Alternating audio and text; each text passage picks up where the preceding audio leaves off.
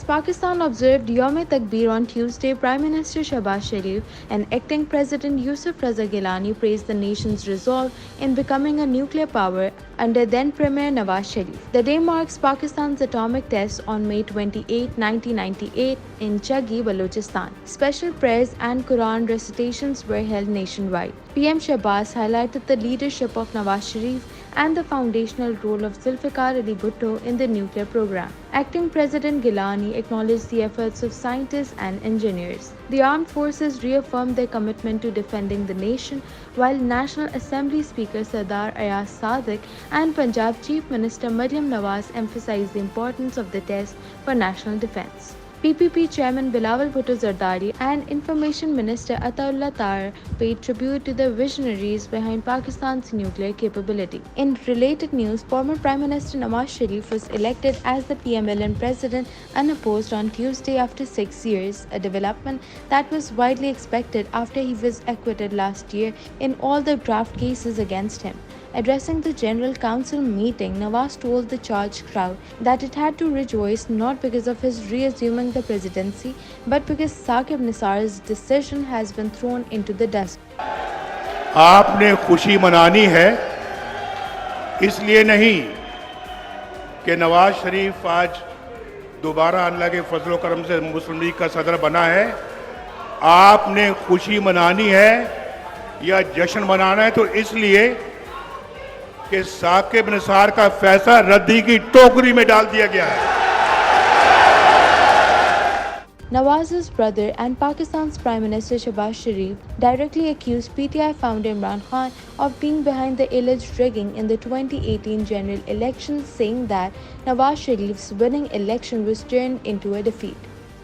जिन्होंने 2017 और 18 में नवाज शरीफ का जो जीता हुआ इलेक्शन था उसको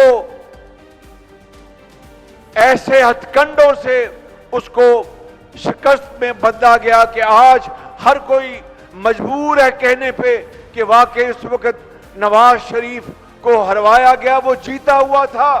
और वो कौन था? वो इमरान नियाजी, जो उन अपने हवारियों के साथ मिलकर पहले उसने दुपट्टे पहनवाए और बाद में इलेक्शन में झुल्लू करवाया, उसके बाद भी वो नवाज शरीफ को ना हरवा सके तो आखिरी रात डब्बे बदल दिए।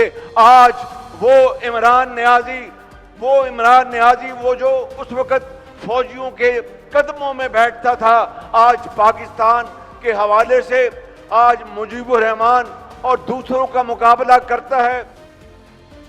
An Israeli airstrike targeted Al-Mawasi in western Rafah, an area designated as a humanitarian zone where Israeli authorities had instructed Palestinians to seek refuge. Al Jazeera reported that 13 females were among 21 who were killed in the attack. Another makeshift tent area, mainly housing women and children, was also targeted. There are no hospitals in Rafah, and all injured and diseased individuals have been transferred to the International Medical Corps Field Hospital.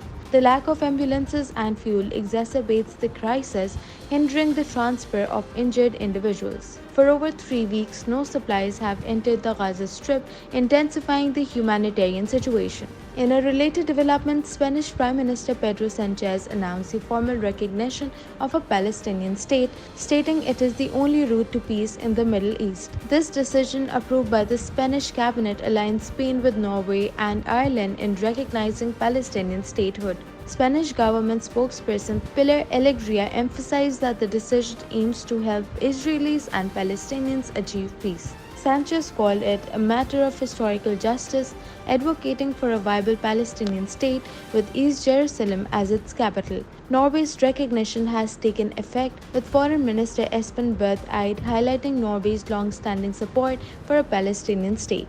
Ireland's cabinet also approved recognition, raising the Palestinian flag in Dublin. Irish Prime Minister Simon Harris urged Israeli Prime Minister Benjamin Netanyahu to address the humanitarian crisis in Gaza. The announcements have prompted strong reactions from Israel, with Foreign Minister Israel Katz criticizing Spain's decision. Malta and Slovenia are considering similar recognition, while other EU countries remain divided on the issue. The United Kingdom and Australia are also contemplating recognition, with France and Germany advocating for a two-state solution through dialogue.